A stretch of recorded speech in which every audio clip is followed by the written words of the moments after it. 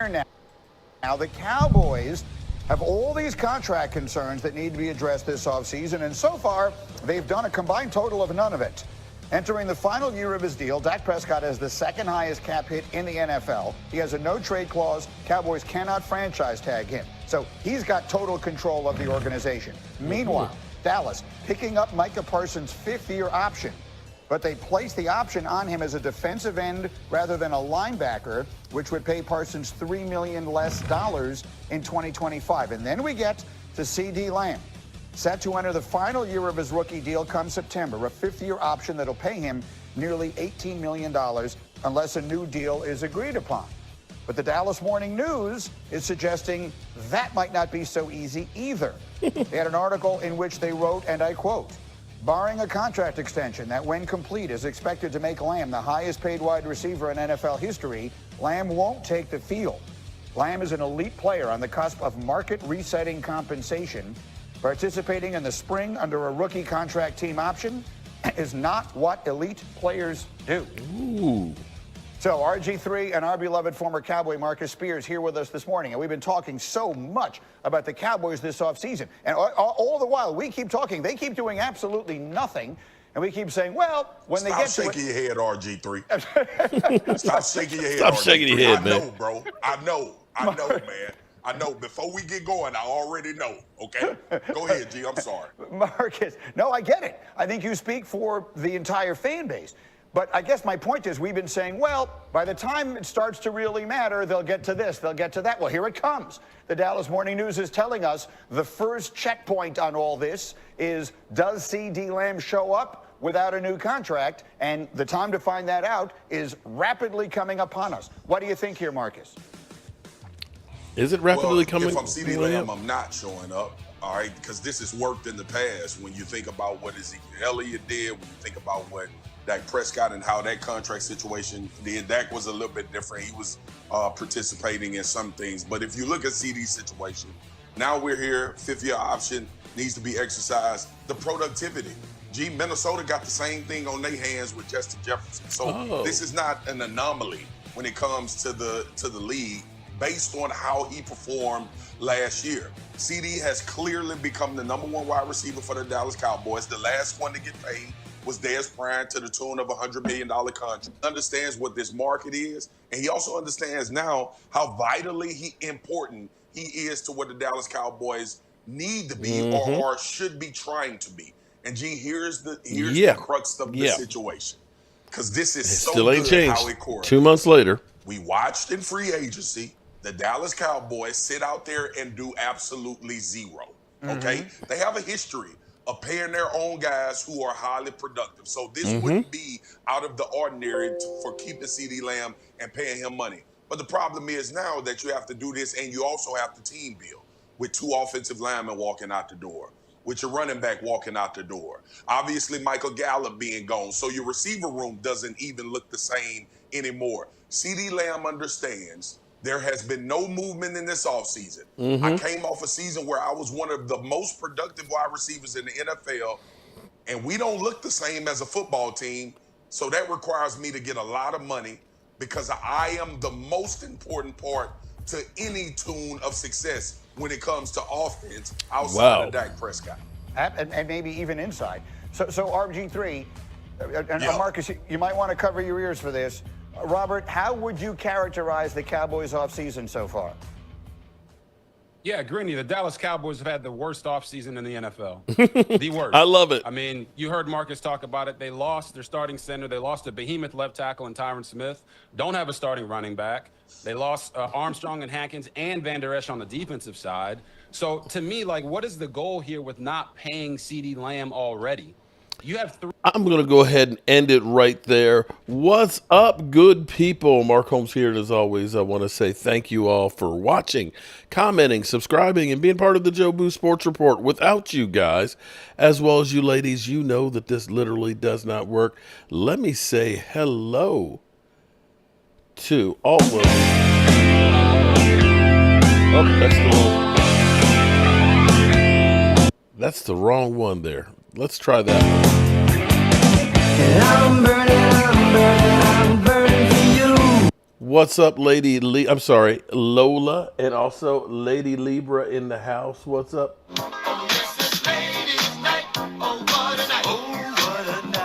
Forgive me, I'm messing up here. That was a clip from ESPN 2 months ago. Walker Wade is in the house. It's a party now. Walker Wade, FYI, let me know. Jason, a 49er fan, wants to do some gambling with you, bro. Yeah, he wants to do some gambling with you. Wanted me to give you his email address if you're interested. Just send me a message. You got my number, so send me a message and I'll give it to you if you want to go ahead and deal with him. It's kind of crazy. I gotta say, some people out there, I don't know what's going on in their life and things. I have a very, very, very busy life. I mean, in the course of the last month or two, I went to the draft with my man, Game Time Brian, and everything else, and David Wiley. We drove up there. I spent 2 weeks up in Vermont working on a house there. I was working on, for a couple of weeks, a house that was like, an hour and a half away. That's a historic house. I've been to Pennsylvania a couple times, and I, of course, always am doing Joe Boo Sports Report, because I enjoy doing it. Very rarely do I have enough time to look at a lot of other people's stuff. I always check out my man Game Time Brian because I feel like he's my son, although he does stab me in the back because I know you're going to call my wife and tell her about the fork yesterday. I appreciate it there, Game Time. I get it. I get it. But I don't have enough time to sit there and watch literally. I think that Jason, because I'm going to say his name, he'll send me an email because he must watch every single thing. And you remember I met at the draft. We were sitting there live streaming, minding our own business, and here comes Football is Sexy. So you had a 49er fan, a Packer fan, and an Eagle fan, I believe it was, and they come on over there and say, "We're your worst nightmare." It's like, look, ain't nobody bothered about you. And she posted on Instagram that that the 49ers are living in our heads rent-free. It's like, I ain't thinking about you 49ers. And the way dude is constantly clocking everything, you need to slow your roll because that, you don't know what you're talking about on this one. You better check the statistics. Talk to Kill. It's like, bro, look, I'm a Cowboys YouTuber, okay? This is YouTube. This isn't like, traditional media and everything else, ABC News or whatever, It's YouTube. It's freaking YouTube, okay? It's YouTube. And I am Joe the fan of the Dallas Cowboys. I don't own the Cowboys, okay? I don't have any power or any pull. Why does it bother you so much what I say as a Dallas Cowboys YouTuber? No, it's not you, Philadelphia. It's Jason, okay? But Philadelphia, apparently Philadelphia wants to start doing his own thing. We got our own thing. Diddly, diddly, diddly, diddly, diddly, dee. But actually, Philadelphia, if you have one of these, a cell phone, if you really want to just do live streams, you could do that real easy, unless you're trying to do like a dual stream. Although I think you can do StreamYard from your cell phone too. You don't necessarily have to have a lot of equipment. All right. So, crazy thing. Walker Wade, you sent me a clip of Philly 500. This was kind of crazy to me because I got a lot of flack because I started talking about Jalen Hurts. And it's funny because Eagle fans come running to us and tell us how bad we are on things. And I got a question for you Eagle fans here right now. I got a question for you. Hypothetically, let's say you're right about the Dallas Cowboys and we are just chokers. We stink. Right? That's what you always say. Oh, you don't have postseason success. Okay. So let me ask you this then. This is a real this is a real question. Philadelphia, maybe you can explain this to me. If you say that the Dallas Cowboys stink, Yes, James, I saw that. We're going to get to that. They're definitely checking out a linebacker from UFL tomorrow. Yeah, I heard about that, and we'll get to that in a minute. But I got to deal with Eagle fans right now. If you say the Cowboys stink and they're chokers, then why would you bring in Kellen Moore? He had direct correlation to what the Cowboys did. That 23 TD passes and 15 interception season, that guy called the plays. That play where the last play that Zeke Elliott played for us before he coming back, where he was literally the center, that was Kellen Moore. The trick plays where we're actually having the offense in rhythm and doing things, and all of a sudden we do like a double reverse and things and lose like 15 yards, and now it's 3rd and like 24. That's Kellen Moore. The guy who now has a Dallas Cowboy girl. What's up? That guy who decided there's nothing here we can work with. The Eagles, we're just going to wipe everything. We're going to wipe everything. Randy Seitz. What's up, Randy? And I'm going to get to Randy here in a second. So if we're such ass and we suck and you don't care about it, why hire Kellen Moore? It's not like Kellen Moore's had success in the playoffs. Seriously. So you talk about how bad we are as chokers, but then you go ahead and bring in our offensive coordinator. Okay. Good luck with that. And so when I pointed that out about Kellen Moore, right? Eagle fans lost their minds. Players. They lost their mind. They're literally, you don't be talking. No, there's nothing to that. It's bullshit. That should be the. Why is okay? There we go. And literally telling me I don't know what I'm talking about. And I was just kind of like, bro, I'm going by what Dan Saleo and some of the Eagles people are talking about. And lo and behold, Philly 500 is panicking right now. Now all of a sudden, so wait a minute. You got Saquon Barkley, right? You figured your offense is in great shape, right? And here it is, Philly 500 is now talking about we need to go out and get a Dalvin Cook. We need to go get Dalvin Cook to back up Saquon. So now are you worried about Saquon breaking down? And in case the offense, which is struggling, that we can just be a running team. And I'm just like, bro, do you hear yourself? Seriously? Do you hear yourself, Philly 500? Because I'm like, what? Wait a minute. Wait. Are you trying to deflect from Jalen Hurts being ass? What is this? Mark, even a great coordinator can look like trash if the roster is trash. Oh, okay. So are we saying that it's not Dak Prescott's fault that it wasn't a good enough roster? Are you saying that now? Is that what you're saying? See, this is actually was kind of cool. Okay. I think this where I had it. Hold on. Damn, I bet you I lost it. But Clarence Hill was I've lost it. I thought I still had it here, but I don't. But Clarence Hill, oh yes, here it is. I got it. This was interesting. So somebody tweeted at Clarence Hill, in what way did Dak outplay Aaron Rodgers in the playoffs? Right? Because this is one of those things that, everybody says, well, Dak sucks. Dak Prescott, he's a bum. But his rookie year when he played against Aaron Rodgers, he had 3 TD passes, 304 yards, right? And here was Clarence Hill's response. He rallied the Cowboys from a double-digit deficit, took the lead in the last minute, only to watch the defense give up a 3rd and forever on the final game-winning drive and field goal.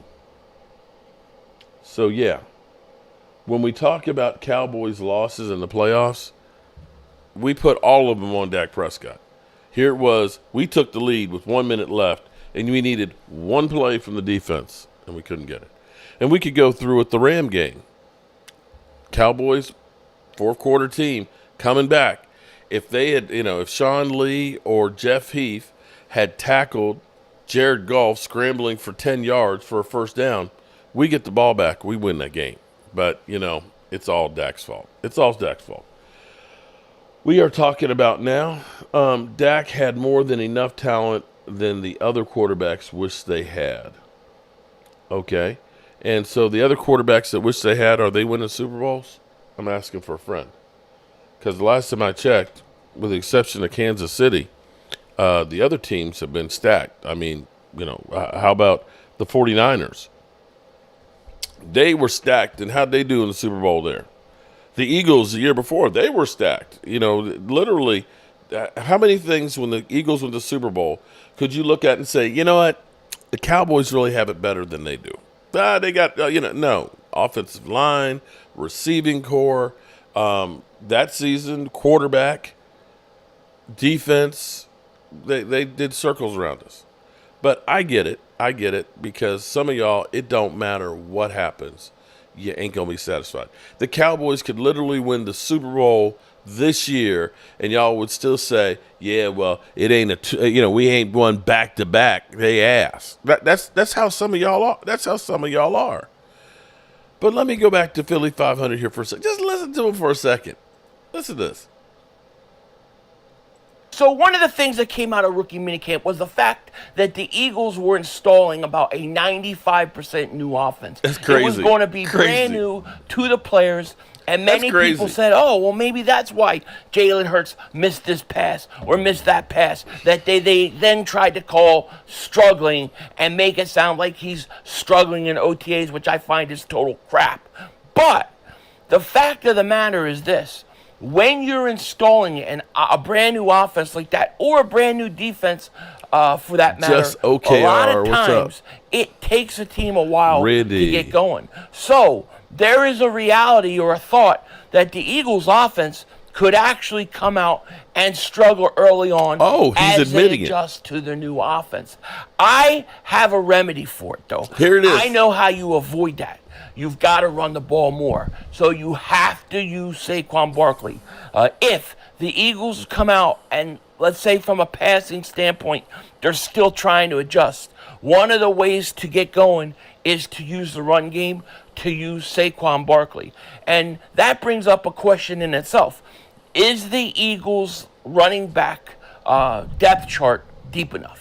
Do they have enough guys that are ready to go? That's a very, very fair question. And it's a question that Sports Illustrated brought up, and they basically were urging the Eagles to go after Dalvin Cook. Eagles urged to target ex-Pro Bowl running back to make a fearsome duo with Saquon Barkley. All right?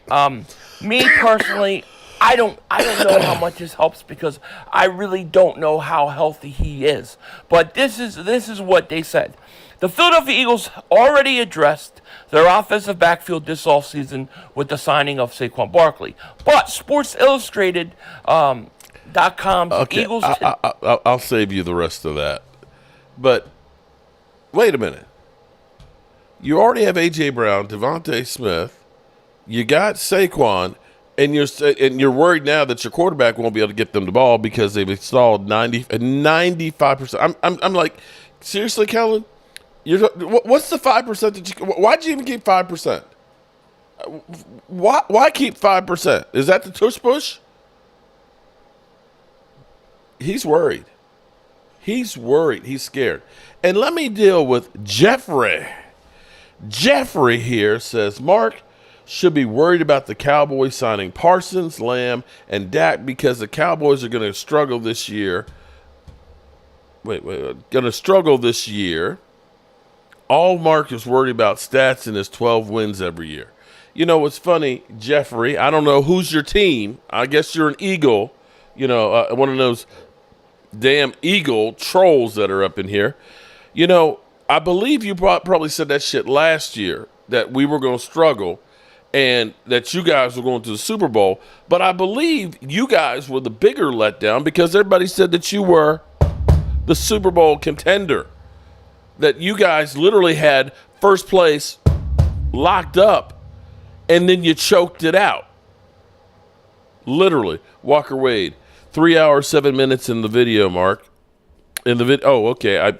Okay, I'm going to have to go back through and get that Walker Wade. I've been a little busy here, but I will check it out. Jeffrey, I'm going to say, listen, and if it's not right, please come back and tell me I was wrong. But I've got the Eagles going 8-9 this season. I'm telling you. Don't be surprised when you go 8-9 this year. You can call me a hater all you want. And let me also say, I talked to Randy about an hour ago, and he is doing much, much better.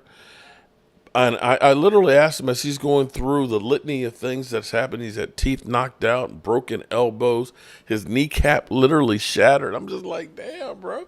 I was like, is there anything that wasn't broken? He said, I broke 9 ribs. I'm like, 9? Damn. I don't even know that I have 9. 9 ribs? But, you know, I believe he has a purpose because they are buying a high school that is a vacant high school to make it into a shelter. They literally said that he should not have survived that crash. But it makes you realize that maybe it was a higher purpose that said, nah, bro, you can't go anywhere. You've got other people that you have to help. That, or they just looked at him and said, you know what, you're just too ornery to die.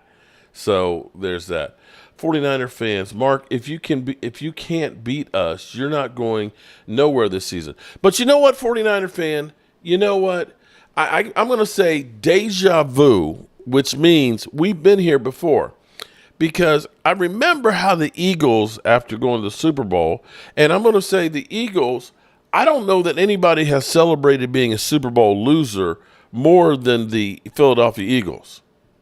I don't remember the Buffalo Bills, who went to 4 straight and lost, pounding their chest the way that the Eagles are pounding their chest. Well, we went to the Super Bowl, and you choked it out again. You're 1-3 in the Super Bowl, bro. 1-3.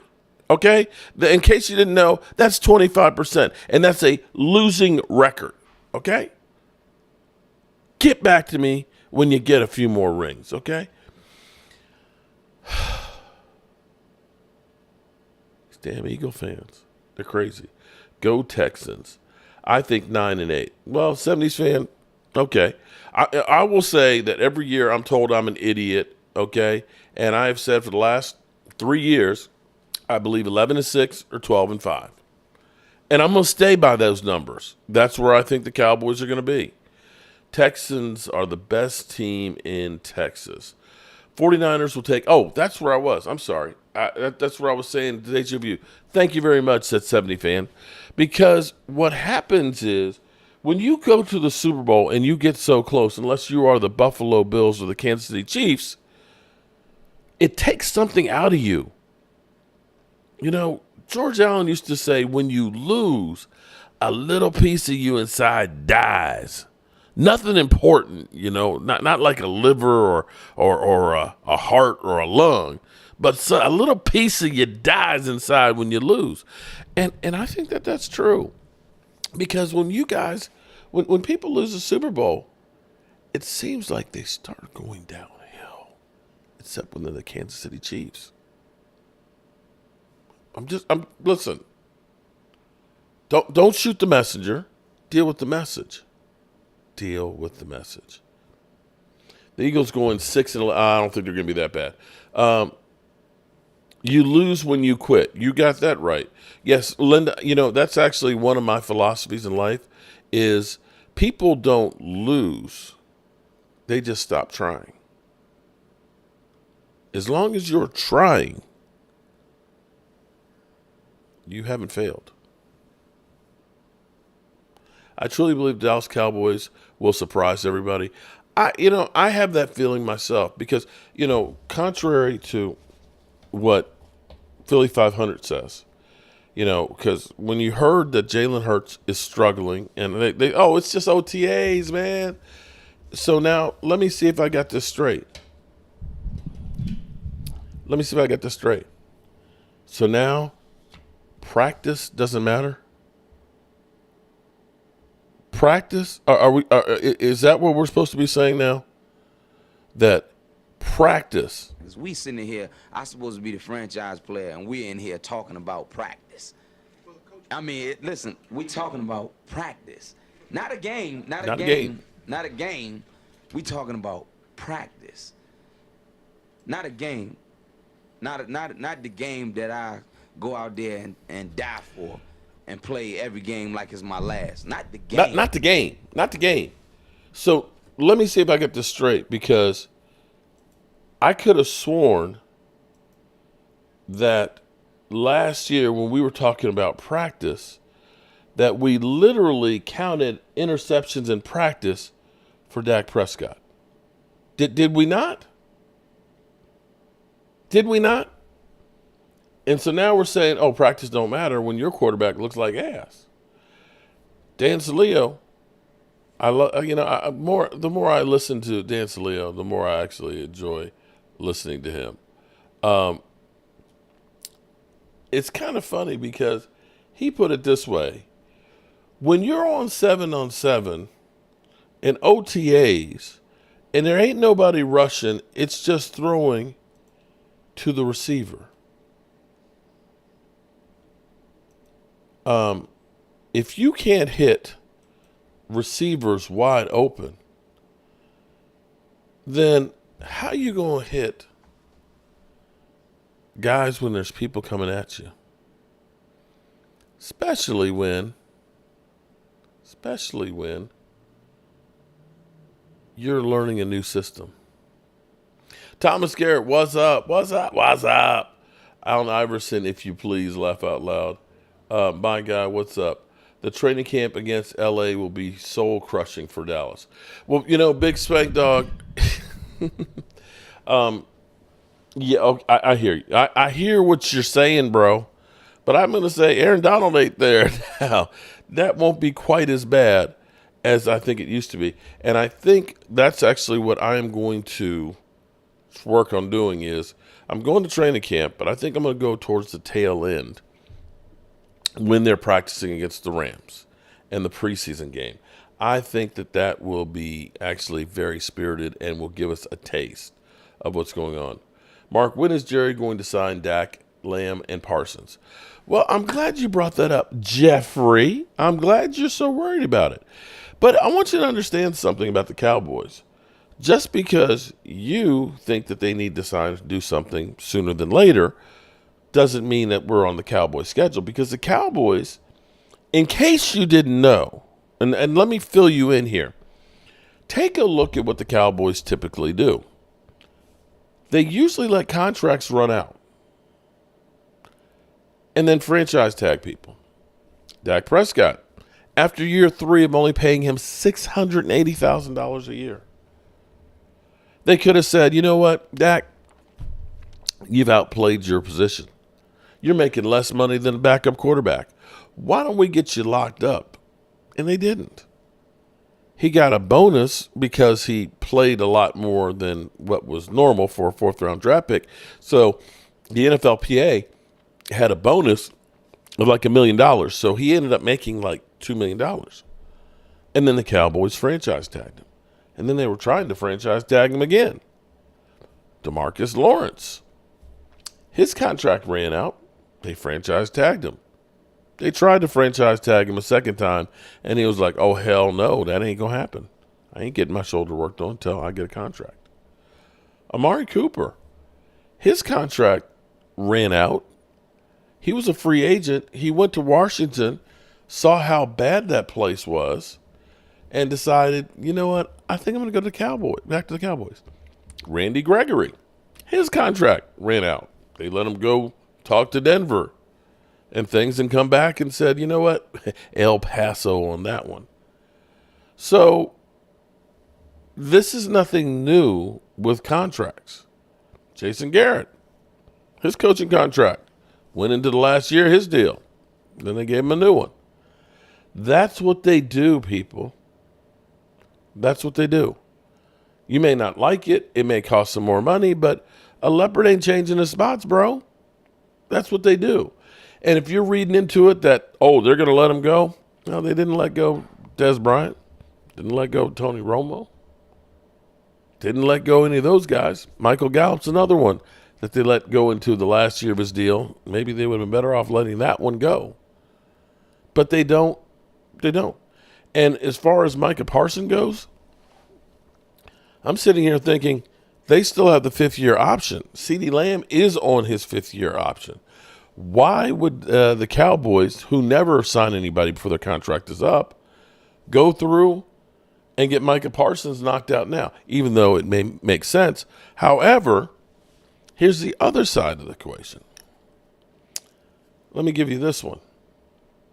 Devontae Smith at the moment is already answering questions about his contract because now everybody is getting paid. And he says, oh, no, I've got life-changing money now and everything is good.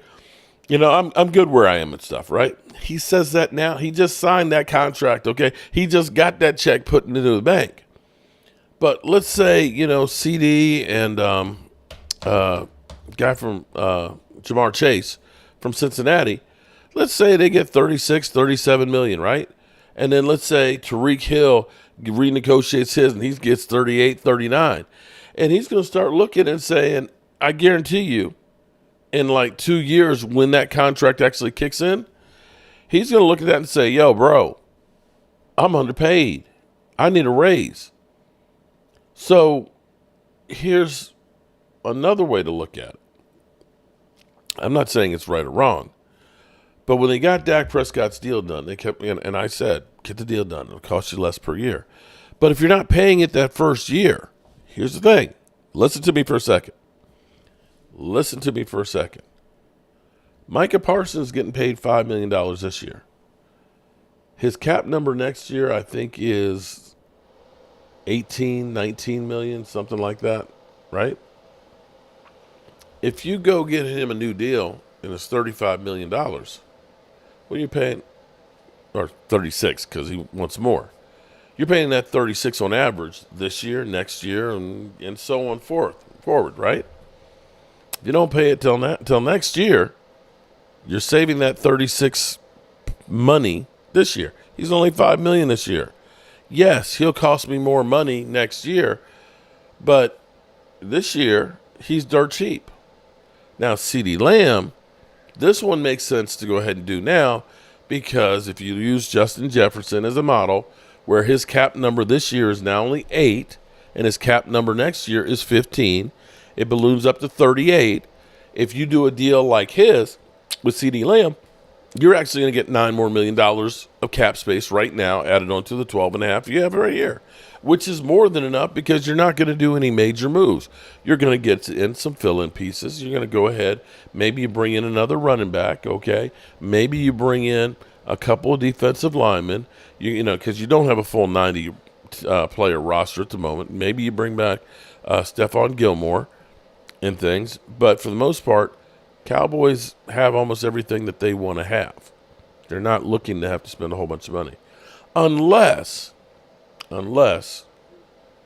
Jerry Jones does in fact go all in and does decide we're going to use some of those draft picks and bring in some other people. Now, my favorite Washington fan, I'm going to say, you got one of the players that I wish we had kept him. I don't know what Dan Quinn was doing, but now Dan Quinn's got him again. John Ridgeway. John Ridgeway, I wish we had on this team right now. John Ridgeway has played pretty well for Washington. He is a one-technique guy that gets it. He understands I'm here to crack skulls and clog up the middle. Congratulations. He just got married. He truly outkicked his coverage. He is cool people. I still have his Cowboys jersey, and I will wear it when I go to the Washington Commanders game next go-round. I'm okay, Dirty Sanchez. Busy day. Curtis had a busy day, too. Rich P, been out of it lately. Who's currently our running back one? That would be Zeke Elliott right now. Pay CD, it will hurt, but Dak got to go, too. He want too much, and Dallas has seen enough. You know what, bro? Here's the thing that's kind of funny. I'm trying to make sure I put it the right way. You ever go fishing and you don't have any bait? You know what I mean? You got your great fishing pole. You know, you got your line on there. You got the hook and everything, right? You know, best rod known to mankind. Best gear. But if you don't have the bait or the lure, you're probably not going to catch much. You understand what I'm saying? You need the other part. You need these things to complete that. Do you believe, because here's what I got to ask you. Do you believe if Cooper Rush had been the quarterback for the Cowboys, that CeeDee Lamb would have had a record-breaking season? I'm asking a serious question here. Because CD, they said, you know, Amari Cooper made Dak Prescott. Without Amari Cooper, Dak Prescott can't do shit. Well, CeeDee Lamb, don't get it wrong, but Roger Staubach. There's a couple of things Roger Staubach I have heard him say in person that I'll take to my grave. But one of those things that he said at Drew Pearson's Hall of Fame post party, he said, and I quote, "It didn't matter how good a pass I threw if Drew does not catch it." So you have to understand, a receiver without a quarterback to throw him the football that can actually throw him the football where he needs to catch it ain't going to be great, bro. He ain't going to be great. And as much as y'all think, Dak sucks, man. Dak's a choker. Dak stinks. You don't throw 36 TD passes and 37 or 30 in a season and you suck. Sorry. Jameis Winston did throw 30 in one season, but he also threw 30 interceptions too. He's 30 for 30. Jalen Hurts, his best season, passing TDs, 23 last year, and 15 interceptions. I know Eagle fans say, yeah, but how many rushing touchdowns does he have? Oh, okay. So now we're counting those. I remember before we were talking about Carson Wentz versus Dak Prescott, and somebody mentioned rushing touchdowns. They say, oh, well, that's a running back stat. We don't count that. Oh, but now when it fits your narrative, you're going to do it, right? Oh, I get it. Okay, I got you. Big Spank Dog, what has he done in the playoffs, Mark? Well, I'm going to say 5 TD passes against Tampa Bay. No other Cowboy quarterback ever threw 5 TD passes in a playoff game.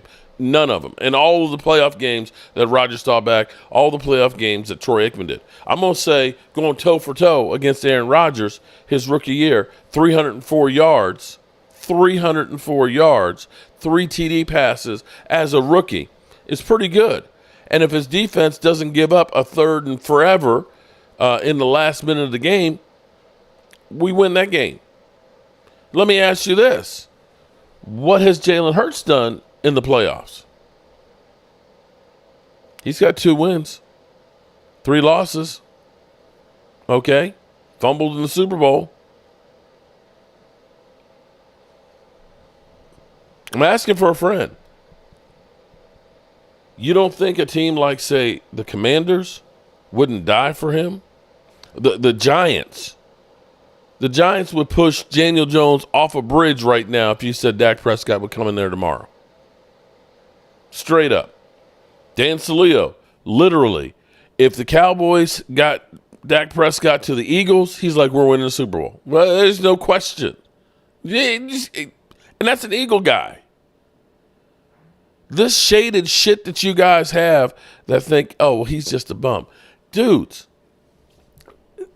you keep talking about 30 years. You keep talking about 30 years. Do you understand? I don't think you guys understand that literally you can go from Barry Switzer to, shit. Can't think of his name right now. Frick. After Barry Switzer. And then it was Dave Campo.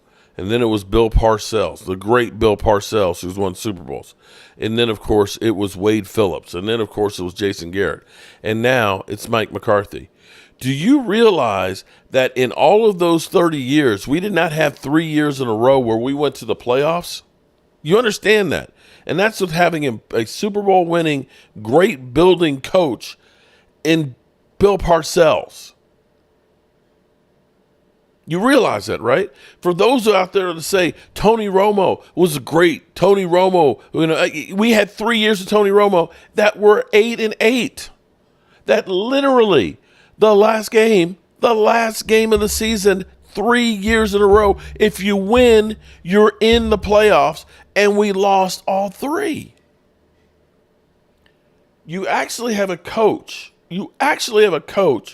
Who has at least won 12 games 3 years in a row, who literally took, without a running game, your quarterback who had 15 interceptions and turned him into a 36 TD, 9 interception guy with no freaking running game.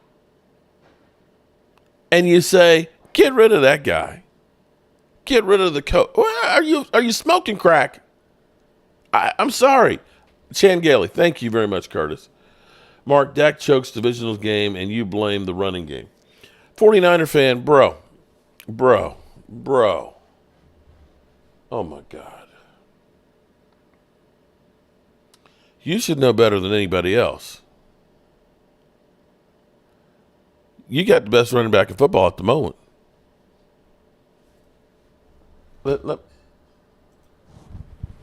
Cowboys versus 49ers.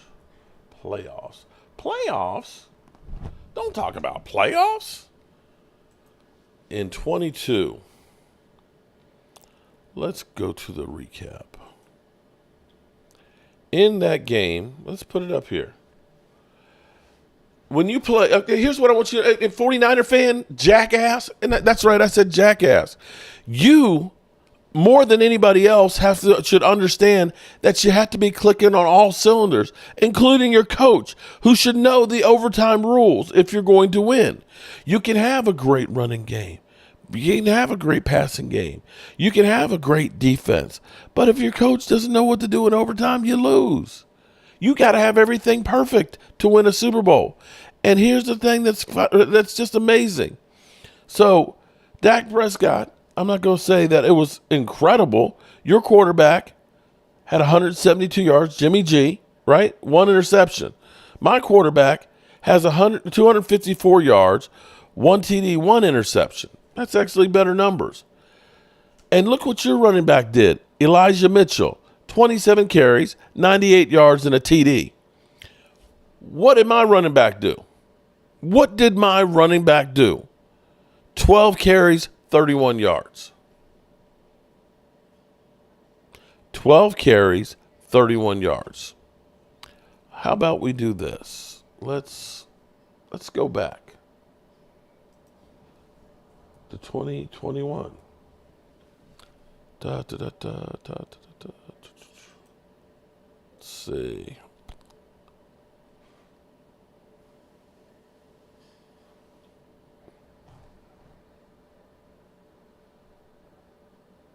That's the same one.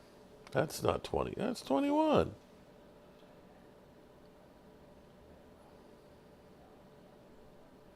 Hold up. Okay, here we go. And let's go again. Look at this.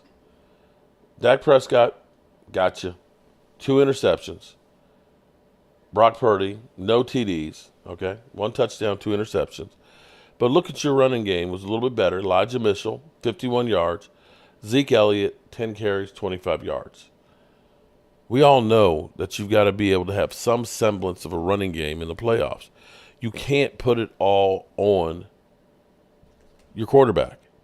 Now, 49er fans, bro, I hear you. I hear you trash talking, but it shouldn't deflect from the fact that you have gone out every year and said, we're going to get more players.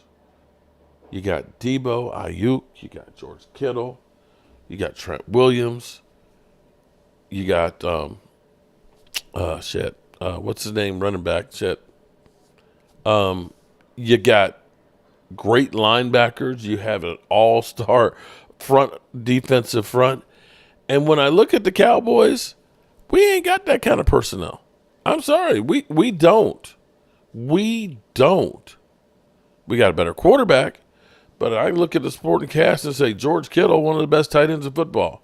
Ayuk and Debo combined, that's a hell of a combination.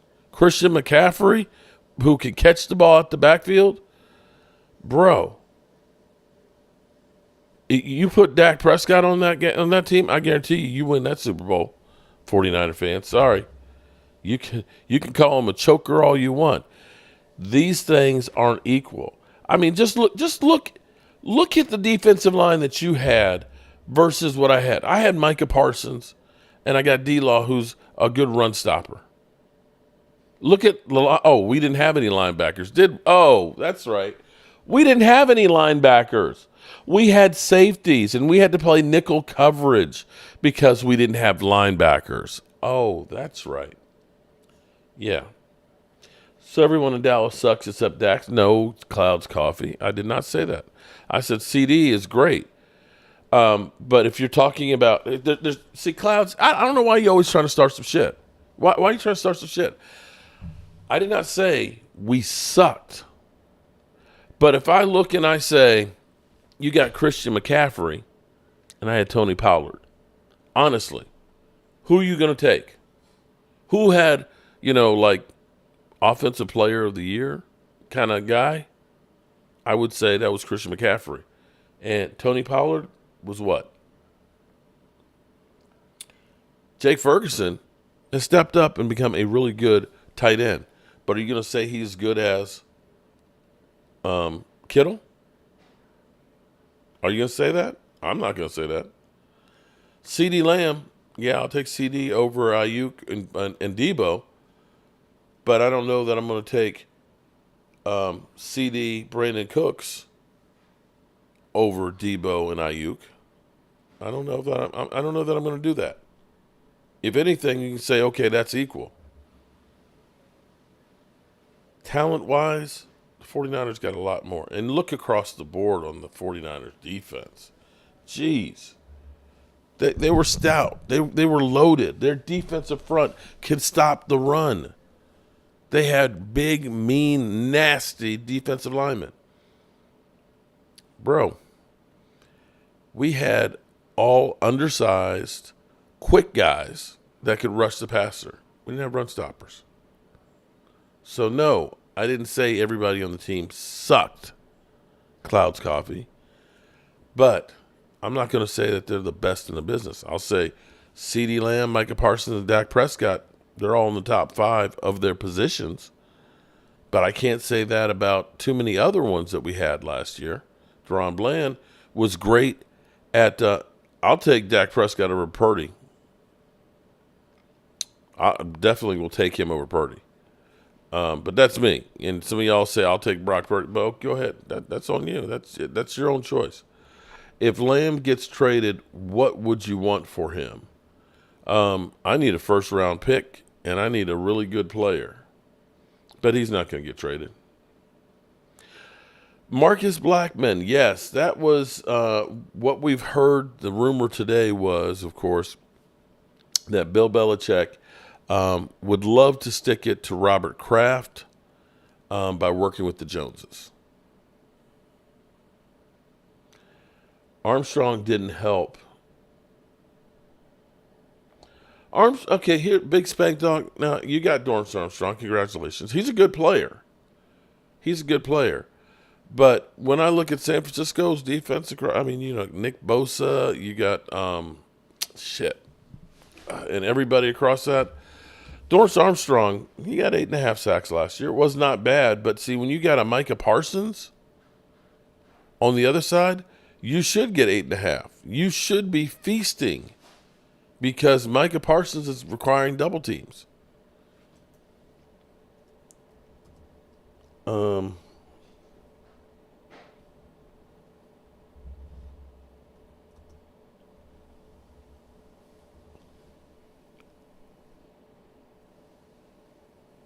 Hang on, let me just grab this. Okay.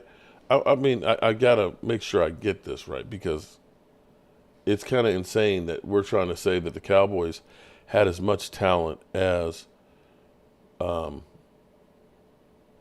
Francisco. San Francisco was stocked. Okay? San Francisco was stocked.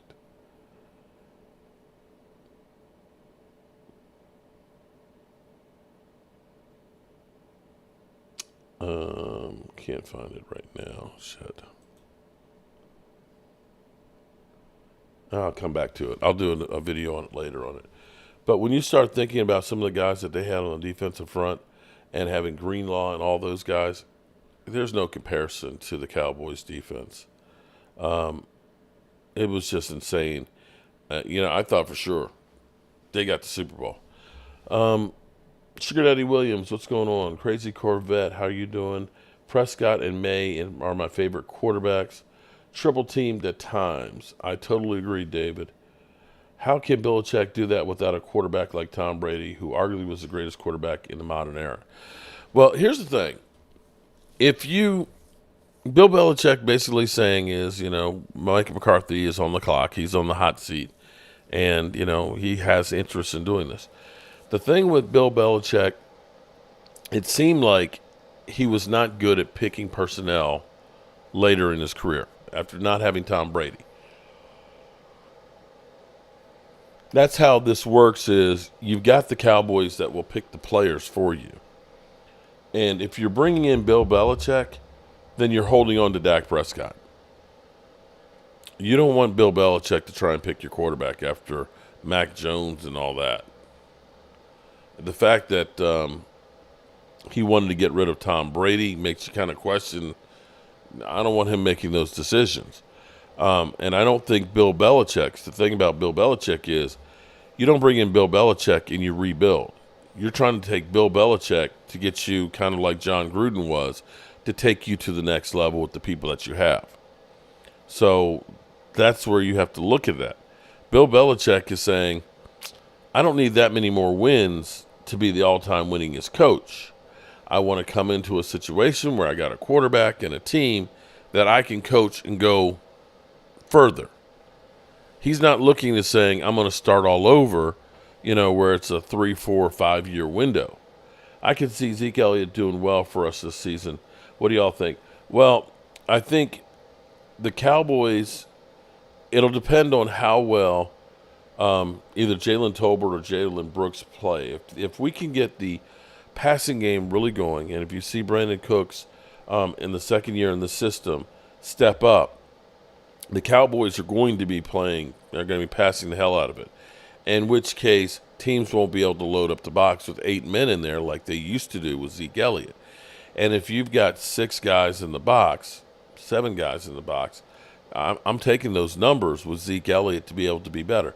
Zeke does not have the burst that he used to, but he will be good as far as helping block and going out on screen plays and being able to get those short yardage plays. I think he'll definitely do better than what he did last year with New England, because New England had nothing going on. Now, before we get out of here, I almost forgot about this, but this is kind of crazy. At first, when I heard that Darren Waller was retiring, I'm like, man, damn, Giants, you can't catch a break.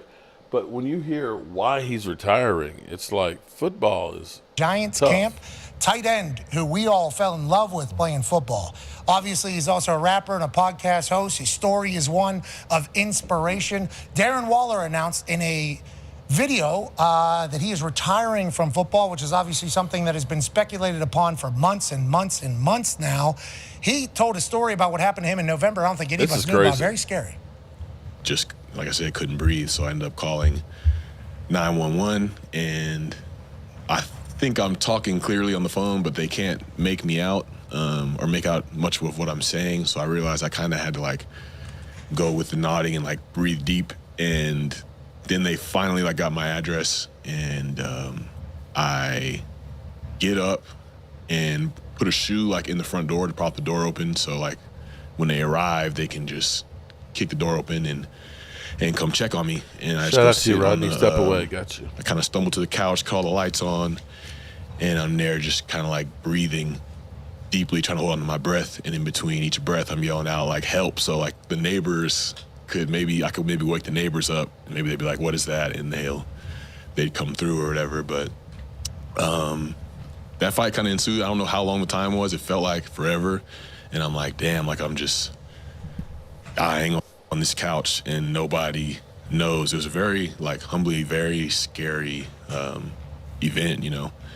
And I remember what felt like, which was kind of similar to my overdose, just like the power, like, plug just being pulled out and I just couldn't breathe anymore. But then it was like immediately somebody was there. It was like a paramedic and a police officer. That paramedic put an oxygen mask on my face and a police officer was there.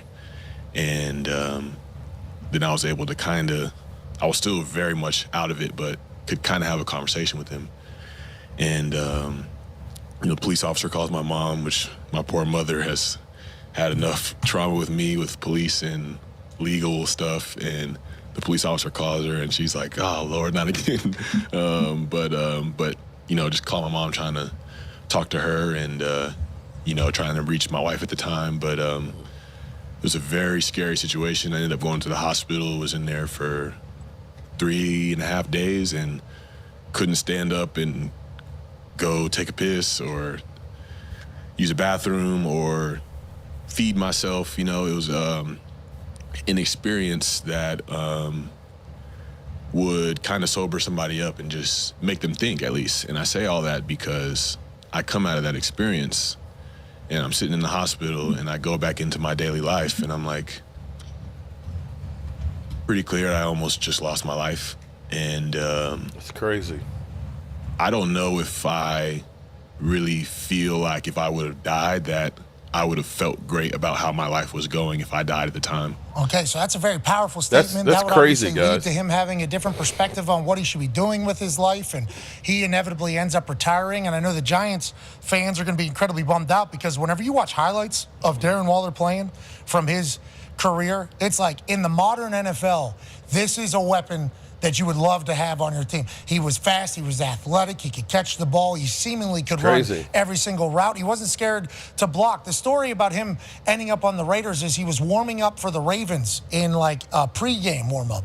And Gruden saw him warming up and said, what the hell is that? And then he ends up on the Raiders. He becomes their number one weapon. Josh Jacobs obviously in the backfield. Darren Waller is tight end. Derek Carr and he connected very, very well. And his career was just up and at him. And then we learn more about his story, about sobriety and everything he'd been through. It's like, this dude's an inspiration. This dude. Yeah, that's kind of crazy. And just like we got Randy in here, life can change in a matter of seconds. Randy was out of town working, and all of a sudden, boom, car crash.